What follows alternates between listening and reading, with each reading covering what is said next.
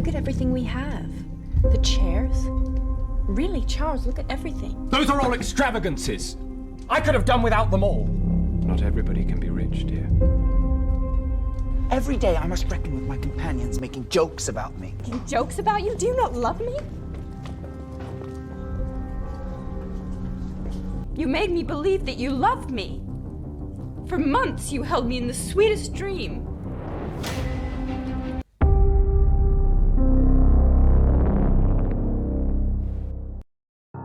Halo semuanya, selamat datang kembali di Novilas, nonton film ringkas.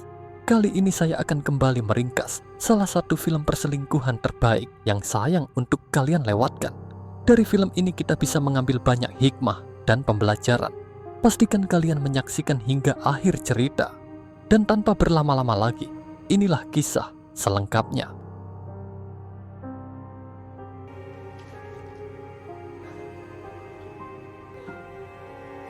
Film diawali dengan suasana di Perancis pada tahun 1800-an dan kita akan diperkenalkan dengan seorang wanita cantik bernama Emma yang berusia masih sangat muda.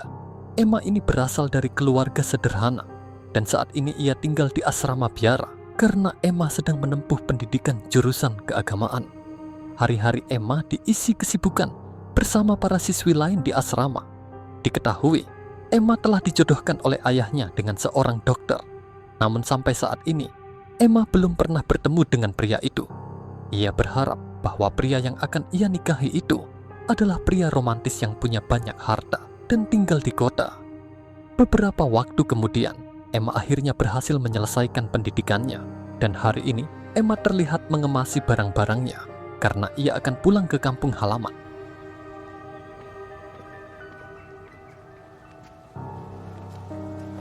Singkatnya, Emma telah berada di rumah orang tuanya di sebuah desa. Emma menatap dari jendela kamarnya saat keluarganya sedang mempersiapkan dekorasi karena acara pernikahannya akan dilaksanakan. Keesokan harinya, Emma pun melangsungkan pernikahan di sebuah gereja. Dan kini ia telah resmi sebagai istri dari seorang dokter bernama Charles. Emma terlihat sangat bahagia, layaknya seorang pengantin pada umumnya. Setelah pemberkatan, acara resepsi pun diadakan di rumah orang tua Emma. Terlihat acara berlangsung meriah, dihadiri banyak tamu undangan.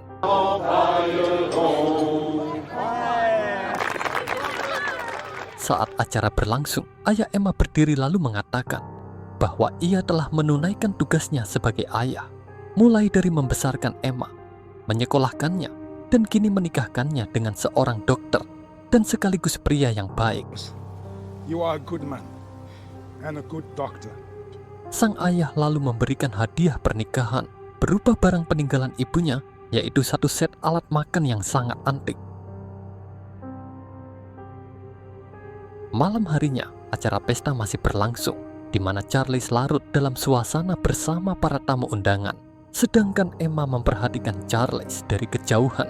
Ia terlihat gelisah, seolah menyimpan keraguan.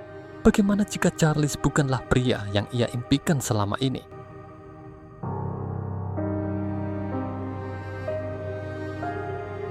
Esok harinya, sang ayah melepas putri tercinta satu-satunya yang akan menjalani kehidupan rumah tangga. Emma akan ikut bersama Charles dan akan meninggalkan kehidupan lamanya. Setelah menempuh perjalanan panjang dengan kereta kuda, akhirnya Emma dan Charles sampai di sebuah desa bernama Yonville. Dan disinilah mereka akan tinggal. Karena Charles akan bertugas di desa ini, terlihat rasa kecewa di wajah Emma karena mengetahui ia akan tinggal di pedesaan dan bertolak belakang dengan mimpinya yang ingin tinggal di kota. Namun ia berusaha tetap tersenyum di hadapan sang suami. Rasa kecewa Emma kembali terlihat jelas saat ia memasuki rumah Charles. Entah apa yang Emma pikirkan, namun ia sama sekali tidak terkesan dengan rumah itu.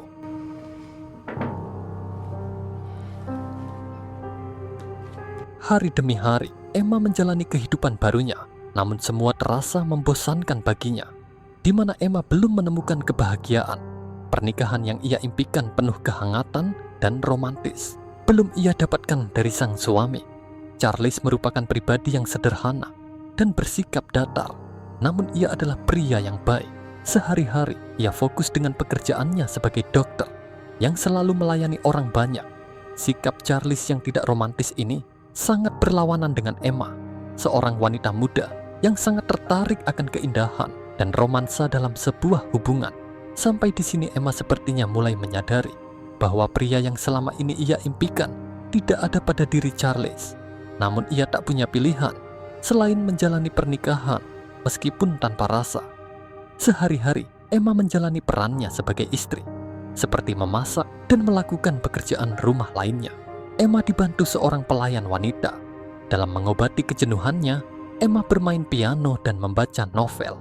Suatu hari saat sarapan, sang pelayan memberitahu bahwa seorang pria bernama Tuan Lero ingin bertemu. Ternyata Tuan Lero ini adalah pria pemilik toko perlengkapan wanita, seperti pakaian, perhiasan, dan aksesoris lainnya. Ia menawarkan barang-barang mewah pada Emma. Sebagai wanita yang menyukai keindahan, tentu ia sangat tertarik dengan dagangan pria itu. Namun ia sadar diri bahwa penghasilan suaminya belum mampu membelinya. Ia pun menolak tawaran itu dengan halus. Namun Lero tidak menyerah. Ia terus merayu Emma dengan membayar secara kredit.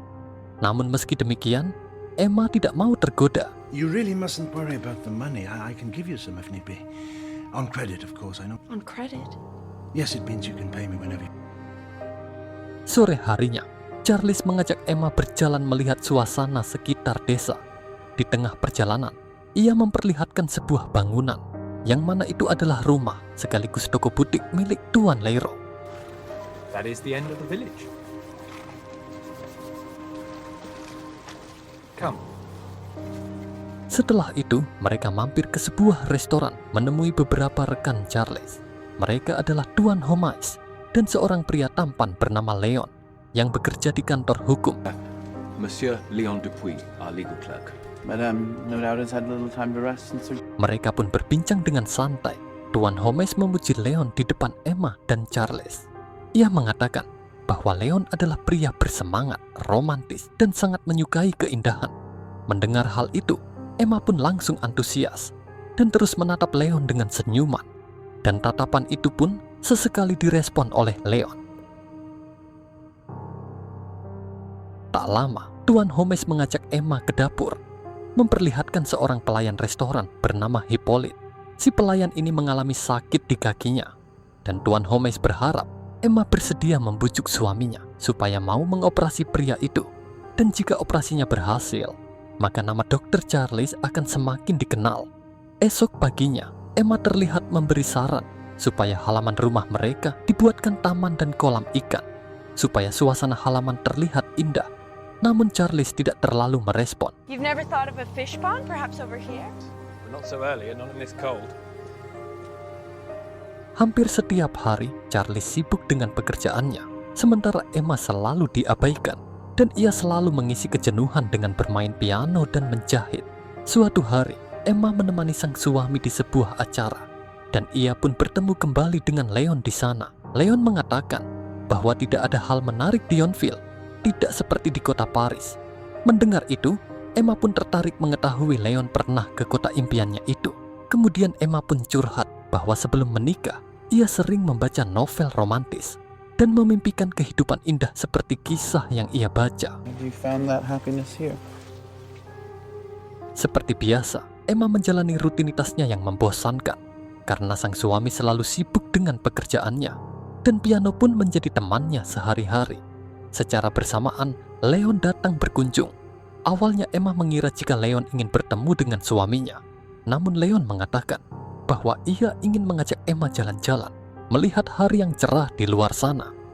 Karena selalu merasa jenuh, Emma pun dengan senang hati menerima ajakan pria itu.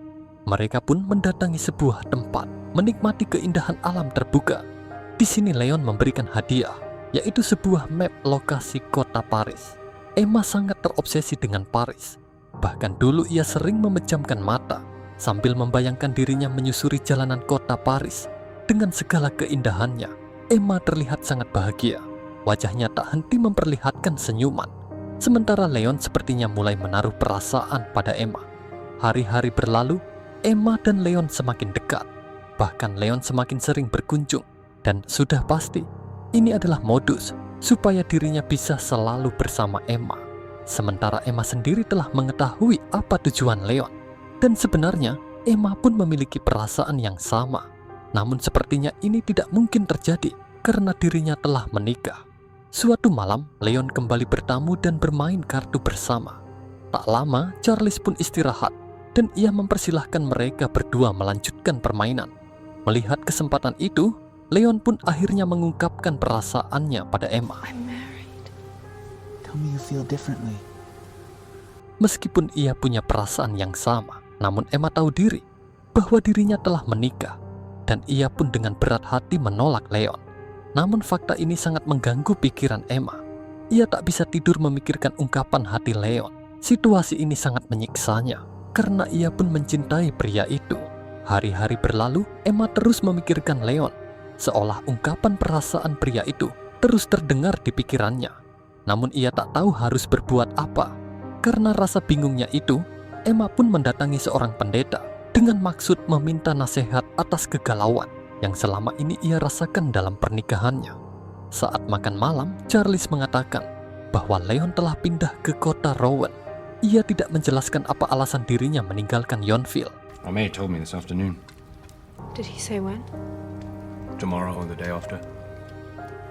Emma pun merasa hari-harinya semakin hampa. Di satu sisi, ia tidak mendapat kebahagiaan dari suaminya, sedangkan orang yang ia cintai telah pergi meninggalkannya. Hingga suatu malam, Emma memohon supaya mereka pindah dari Yonville. Ia menyarankan pindah ke kota Paris ataupun Rowan. Namun Charles menolak permintaan Emma karena tidak ada alasan kuat mengapa mereka harus pindah. Dan belum tentu ia lebih sukses di tempat lain. Lagi-lagi Emma pun kecewa sampai ia meneteskan air mata. Suatu hari saat bermain piano, mereka kedatangan tamu seorang pria bernama Marquis. Pria ini adalah kenalan Charles dari kalangan bangsawan. Marquis merasa terpesona dengan kecantikan Emma. Ia mengatakan bahwa Charles sangat beruntung memiliki istri secantik Emma. Kemudian, ia mengundang Charles hadir di acara berburu pada hari Minggu, dan ia berharap Charles membawa Emma bersamanya. Awalnya Charles menolak undangan itu, namun Emma memohon supaya sang suami menerimanya. Emma terlihat sangat senang, dan wajahnya yang murung seketika sirna, dan kembali dihiasi senyuman. Kemudian, Emma mendatangi rumah Tuan Leiro, sang pemilik butik. Emma mengatakan ia ingin memesan kostum yang mewah yang akan ia pakai dalam sebuah acara. Meskipun harganya mahal, namun Emma tidak keberatan dan akan mencicilnya. Singkatnya, Emma dan Charles menghadiri undangan. Marquis menghampiri mereka dengan memberi satu kotak cerutu. Emma terlihat cantik dan menawan dengan kostum mahalnya. Ia sangat pangling melihat Marquis yang tampan dan berwibawa. Tak lama, Marquis pun mempersilahkan para peserta bersiap, termasuk Emma yang ikut dalam rombongan berburu. Sementara Charles memutuskan tinggal dan menikmati secangkir kopi bersama para tamu undangan lain. Setelah berburu, Marquis menghadiahkan kaki rusa hasil buruan pada Emma. Emma sangat terkesan dengan pemberian itu. Kemudian, ia pun berinisiatif akan mengembalikan kotak cerutu milik Marquis. Di saat yang sama, Emma memberi saran supaya sang suami bersedia mengoperasi kaki Hippolyte, sang pelayan restoran, supaya nama Charles akan lebih dikenal. Namun Charles sepertinya tidak yakin, karena kaki pria itu sangat parah, dan ini sangat riskan. Namun Emma tidak senang dengan jawaban itu. Menurutnya, jika ingin sukses, seseorang harus berani mengambil resiko. Emma pun membandingkan Charles dengan Marquis yang pemberani dan menyukai tantangan. Sepertinya Emma mulai berani bersikap dan ingin bangkit dari keterpurukan. Semenjak saat itu, Emma semakin agresif dengan membeli barang-barang mewah dari Tuan Leiro. Emma melengkapi perabotan dan berbagai perlengkapan rumah dengan berhutang. Tak lupa ia menambah koleksi gaun mewahnya. Ia tak ingin lagi hidup menderita dan ingin kehidupan yang mewah, meskipun memaksakan di luar kemampuan. Suatu hari, Emma dan Charles kembali menghadiri undangan Marquis. Emma tampil menawan dengan kostum mewahnya dan sangat mencolok di antara tamu yang lain. Hingga tak lama, mereka pun disapa oleh Marquis. What a superb morning. Yes, everybody is out. Tanpa sepengetahuan Charles, Marquis diam-diam memberikan kertas pada Emma. Karena penasaran dengan isi pesannya, Emma pura-pura pusing dan ingin pulang lebih dulu. Namun itu hanyalah alasan.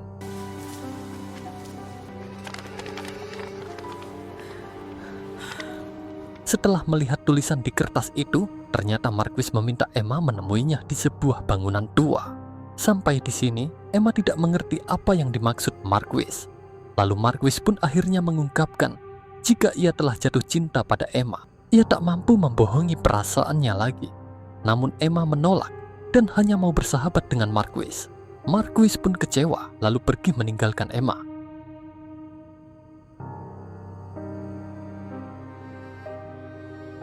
Hari-hari berlalu, Emma selalu kepikiran dengan ungkapan perasaan Marquis. Bayangan pria itu selalu bermain di pikirannya. Karena tak tahan lagi, ia pun memutuskan mendatangi rumah pria itu dengan alasan ingin mengembalikan cerutu. Emma menempuh perjalanan cukup jauh melewati hutan, hingga ia pun akhirnya sampai di rumah pria bangsawan itu. Madame Beaufort. Emma mengatakan bahwa kedatangannya hanya ingin mengembalikan kotak cerutunya. Namun Marquis tentunya paham bahwa tidak mungkin Emma mau menempuh perjalanan panjang melewati hutan hanya untuk itu. Setelah termakan rayuan dan suasana yang mendukung, akhirnya mereka pun melakukan hubungan terlarang. Semenjak saat itu, hubungan Emma dan Marquis semakin liar. Hampir setiap hari, Emma selalu mendatangi rumah Marquis dan melakukan perbuatan haram tanpa merasa bersalah telah mengkhianati suaminya. Sikap Emma pun langsung berubah. Ia semakin berani bicara kasar pada Charles. Apalagi setelah mengetahui bahwa Charles tidak berhasil mengoperasi kaki Hippolyte. Dan ini akan mempengaruhi rasa hormat orang-orang pada mereka. Padahal inilah yang ditakuti Charles, karena penyakit pria itu memang sangat parah. Namun karena Emma terus memaksa dengan alasan kemajuan karirnya, akhirnya Charles pun bersedia mengoperasinya. Charles memang bukanlah pria romantis, apalagi orang kaya. Ia hanya seorang dokter sekaligus pria biasa. Namun ia bukanlah pria kasar dan tidak pernah menyakiti Emma, karena ia memang sangat mencintai Emma dengan sikap apa adanya. Bahkan Emma selalu berharap Charles memukulnya supaya ada alasan dirinya membenci suaminya itu. He has no notion of my torment. If he'd even once just tried to understand me, I would be the cause of my misery. I wish he would beat me so I might have a reason to hate him. Saat bersama Marquis, Emma mencurahkan semua isi hatinya. Ia memohon supaya Marquis membawanya pergi dan tinggal bersama di Paris. Meski awalnya menolak, namun Marquis memberi harapan dan akan memikirkannya. Give me some time to arrange some affairs.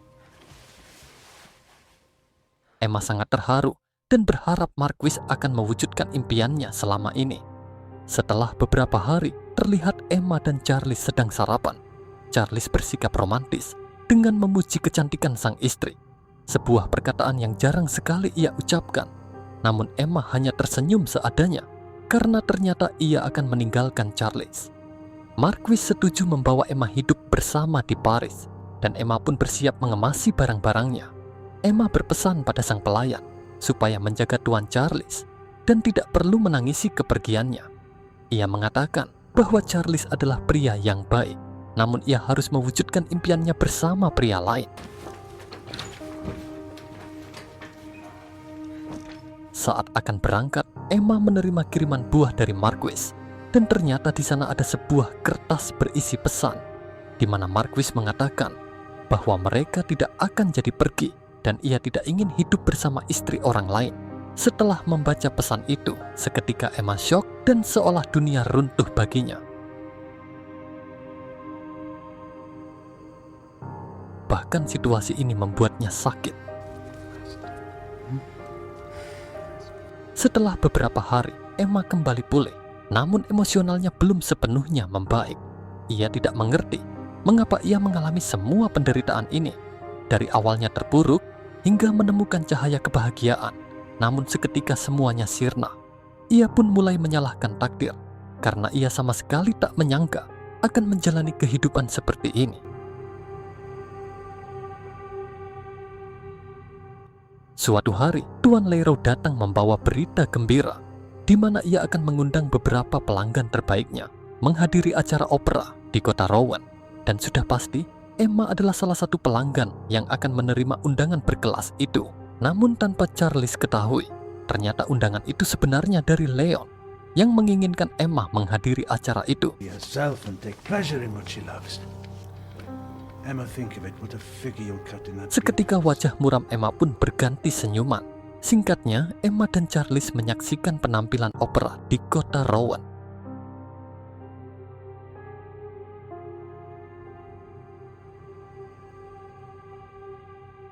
Sementara Charles tidak curiga saat bertemu kembali dengan Leon di sana. Padahal sebenarnya ini semua adalah rencananya. Leon meminta mereka jangan pulang dulu karena esok hari seorang penyanyi terkenal akan tampil. Emma pun sangat senang mendengarnya karena itu adalah penyanyi favoritnya. Namun Charles mengatakan bahwa mereka harus pulang malam ini karena banyak urusan di Yonville. Seketika wajah Emma kembali murung. Namun karena tak ingin mengecewakan sang istri, Charles pun mengizinkan Emma tinggal dan ia akan pulang lebih dulu. Namun kebaikan suaminya itu malah ia balas dengan melakukan hubungan terlarang dengan Leon. Saat kembali ke rumah, ia melihat Charles bersedih karena ayahnya meninggal dunia. Keesokan harinya, Leroy datang menagih hutang pada Emma yang telah menumpuk. Seketika Emma pun marah karena Tuan Leroy tidak memikirkan Charles yang sedang berduka. It's become quite formidable, but you know that well. His father is not yet buried and you blackmail me? Keesokan harinya, Emma mengembalikan semua pakaian yang ia beli sebelumnya. Suatu hari, Emma mengeluh karena permainan pianonya tidak berkembang. Lalu ia pun meminta supaya Charles mengizinkannya belajar bersama seorang pelatih di kota Rowan. Demi kebahagiaan sang istri, Charles pun mengizinkannya. Namun semua itu hanyalah modus supaya Emma bisa kembali bertemu dengan Leon dan melakukan perbuatan haram. Lagi-lagi, kebaikan suaminya itu ia balas dengan pengkhianatan. Dan Emma pun pulang tanpa rasa berdosa.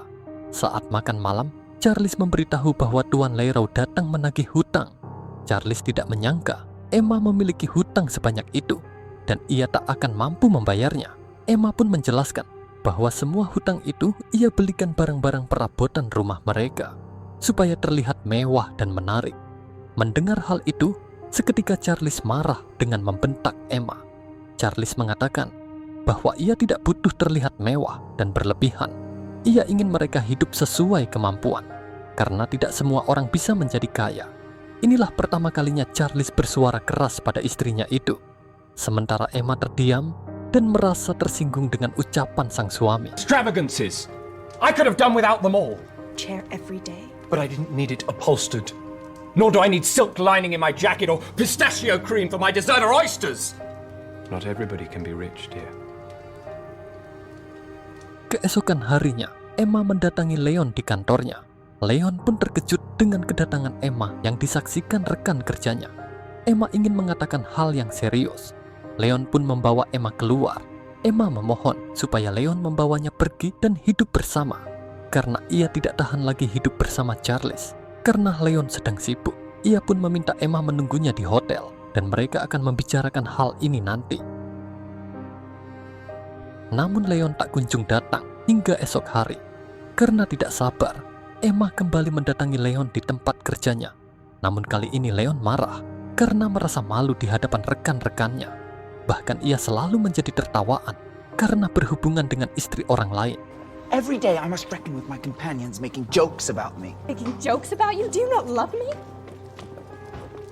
Ia pun menerima hukuman dari bos kerjanya karena telah mencampur urusan pribadi dan urusan kantor. Ia meminta Leon meninggalkan wanita itu, atau Leon akan kehilangan pekerjaannya. Hingga akhirnya, Leon pun memutuskan hubungannya dengan Emma.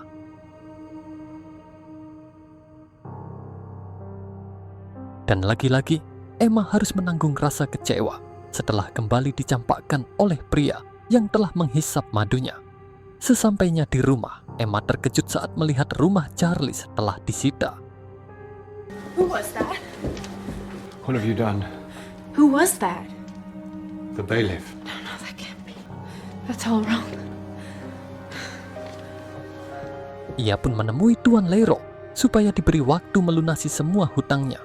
Namun Leroy mengatakan bahwa urusan ini telah ia serahkan pada jurusita. Kemudian, Tuan Leroy menyarankan supaya Emma meminjam uang pada Marquis yang kini telah kembali ke Yonville. Yes, I hear he's back from his sojourn. Now, if you may. Dalam situasi terpuruk, Emma mendatangi gereja untuk berdoa dan menenangkan diri. Seperti kebanyakan manusia, mereka akan ingat Tuhannya ketika mendapat banyak masalah. Padahal sebelumnya, mereka berbuat dosa tanpa memikirkan murka dari Sang Pencipta. Sesampainya di rumah, Emma melihat sang jurusita mulai menyita barang-barang berharganya. Karena semakin panik, Emma pun memutuskan menemui Marquis setelah sekian lama tidak bertemu. Emma pun langsung menceritakan permasalahan yang ia hadapi. Sambil meneteskan air mata, ia mengaku telah bangkrut dan terlilit hutang, dan ia memohon supaya Marquis memberinya pinjaman uang sebesar 10.000 francs. Namun Marquis tak mau memberikannya. Emma pun sangat kecewa karena Marquis sama sekali tak menghargai cinta dan perasaan yang ia berikan selama ini. Padahal Marquis telah menikmati dirinya selama berbulan-bulan. Namun semua itu tak ada harganya. Meskipun Emma mencurahkan rasa kecewanya dengan berlinang air mata, Marquis tetap tak mau memberikan uang sedikit pun. Made me believe that you loved me. For months you held me in the sweetest dream, but you just look through me and disdain me again? Do not have the money that you need. Emma pun pulang dengan tangan hampa. Kemudian ia mengambil barang antik milik almarhum ibunya dengan harapan mampu mengurangi hutangnya. Namun harganya tak sepadan dengan jumlah hutangnya. Bahkan setelah ditambah dengan perhiasannya pun belum mampu mengurangi jumlah hutang itu. Sampai di sini Emma pun murka dan merasa Tuan Lero telah memeras dengan memanfaatkannya selama ini. Karena tak punya apa-apa lagi, Emma pun menawarkan dirinya dinikmati Tuan Lero supaya hutangnya berkurang. Namun Lero bukanlah pria murahan dan menolak tawaran Emma. Karena semua upayanya tidak berhasil, Emma pun pulang dengan perasaan hancur. Ia sangat menyesal dengan apa yang telah ia perbuat selama ini. Sesampainya di rumah, ia mengambil botol kecil berisi racun, kemudian pergi meninggalkan rumah tanpa tujuan. Terlihat Emma meminum isi botol itu dan pergi menjauh melewati kawasan hutan. Setelah berjalan cukup jauh, Emma mulai merasakan sakit di perut dan seluruh tubuhnya. Hingga tak lama, ia pun tumbang dan akhirnya Emma pun tewas bersama rasa kecewa dan belum sempat meminta maaf atas pengkhianatan yang ia lakukan pada sang suami. Di akhir film, terlihat para warga desa Yonville mencari Emma yang telah menghilang sejak siang hari. Dan film pun berakhir.